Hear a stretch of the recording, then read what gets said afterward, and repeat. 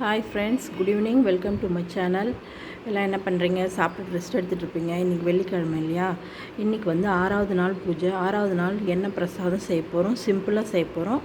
அது என்னன்னு பார்க்கலாம் வாங்க. ஏன்னா டைம் ஆகிடுச்சி. நான் இன்னும் வீட்டில் விளக்கு வச்சுட்டு பூஜை பண்ணுறதுக்கு மணி 6 மணிக்கு மேலே ஆகிடும்.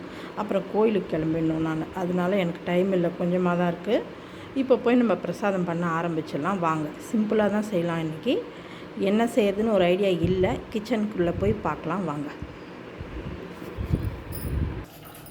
ஹாய் ஃப்ரெண்ட்ஸ், இன்றைக்கி வந்து கேசரி தான் செய்யலான்னு இருக்கேன். பாருங்கள், 1 கப்பு ரவை எடுத்துருக்கேன்.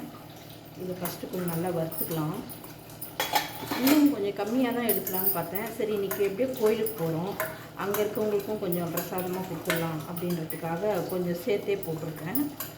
இது ஃபஸ்ட்டு கொஞ்சம் நல்லா வறுத்துக்கலாம். இது இங்கே வறுக்கிறதுக்குள்ளே அங்கே ஒரு 2 ஸ்பூன் தண்ணி கொதிக்க வச்சுருக்கேன். இந்த பக்கம் வச்சுருக்கேன், தெரியுதா பாருங்கள். கொதிக்க வச்சுருக்கேன். அதுக்கு நல்லா கொதிக்கிட்டோம். அதுக்குள்ளார இந்த ரவையை நம்ம நல்லா வறுத்துக்கலாம். ரவை வறுக்கும் போதே கொஞ்சம் நெய் ஊற்றிக்கலாம். பாருங்கள், ஒரு 2 ஸ்பூன் நெய் ஊற்றிக்கலாம்.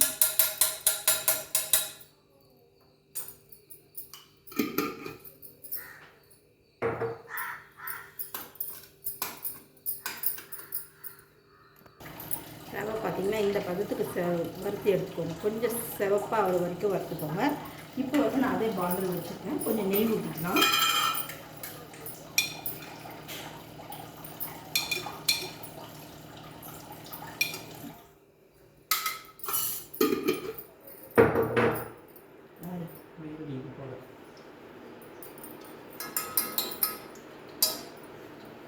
நெய் ஊற்றிருக்கேன். இந்த முந்திரியை வறுத்துக்கலாம். பாருங்கள், 3 ஏலக்காய் எடுத்து வச்சுருக்கேன். இந்த நெய்யில் இதை வறுத்துட்டு இது எனக்கு கொஞ்சம் வறுக்கட்டும். முந்திரி வணங்கிடுச்சு. இப்போ இதில் நம்ம கொதிக்க வச்சுருந்த தண்ணி அதை எடுத்து அதில் ஊற்றிடலாம்.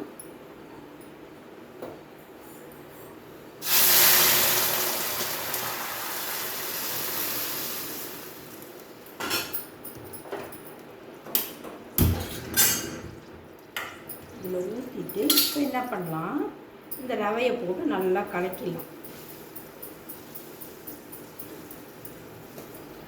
ஏன்னா நம்ம ரவை கலக்கும் போது தண்ணி ஊற்றுனோன்னு வச்சுக்கோங்க, ரவெல்லாம் கட்டி கட்டி ஆகிடும். அதனால் இப்படி ஊற்றினோம்னா பாருங்கள், தலைன்னு அப்படியே இதாகிடும். அதனால தான் நான் வந்து தண்ணியை ஃபஸ்ட்டு ஊற்றிட்டு அதுக்கப்புறமா ரவையை போடுறேன். ஒவ்வொருத்தரும் ஒவ்வொரு மெத்தட் தானே.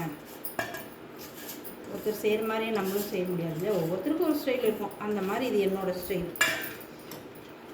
இதில் பாருங்கள், ஏலக்காய் கிள்ளி போட்டுடலாம். எந்த ஸ்வீட் செஞ்சாலும் ஒரே ஒரு சிட்டிக்கை உப்பு போடணும். பாருங்கள், ஒரே ஒரு 2 இது உப்பு போட்டுக்கிறேன். இந்த ஸ்டேஜில் வந்து நம்ம சர்க்கரை போட்டுடலாம். இருங்க வரேன். இதில் 1 கப் ரவை எடுத்தோம். பாருங்கள், ஒரு 3/4 கப் சர்க்கரை போட்டுக்கிறேன்.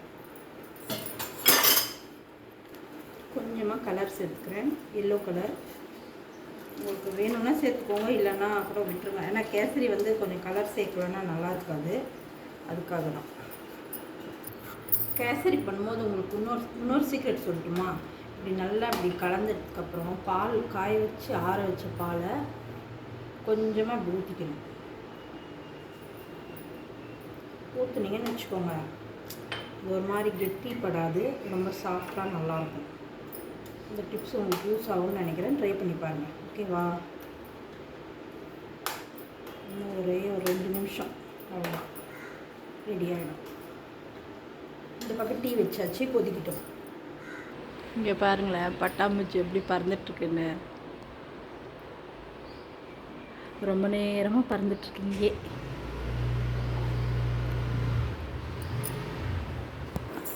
வெயில் என்ன நிறைய அடிக்கிற மாதிரி இருக்குது. எனக்கு தான் இப்படி வேக்காடாக இருக்கா, இல்லை வெயில் எல்லா இடத்துலையும் இப்படி தான் அடிக்குதான்னு ஒன்றும் புரியலையே.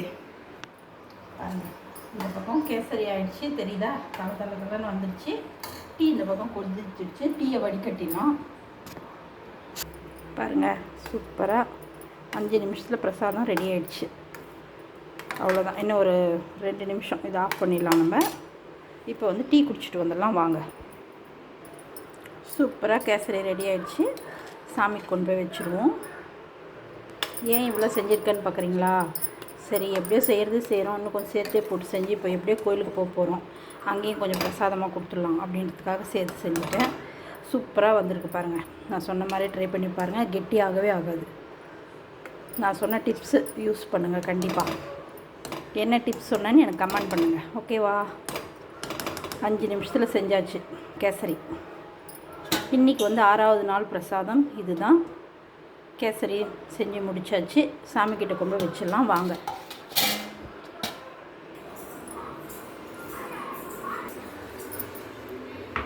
அவ்வளோதான், சாமிக்கிட்ட வச்சாச்சு. இப்போ விளக்கு வைக்க போகிறோம். இன்னும் கொஞ்சம் நேரத்தில் இருங்க பார்க்கலாம். விளக்கு வைக்கும்போது நான் காமிக்கிறேன். 6வது நாள் 6வது பிரசாதம் கேசரி பார்த்தாச்சு. எல்லோரும் இந்த வீடியோவை பாருங்கள். நான் என்ன டிப்ஸ் சொன்னேன்ட்டு எனக்கு கமெண்ட் பண்ணுங்கள்.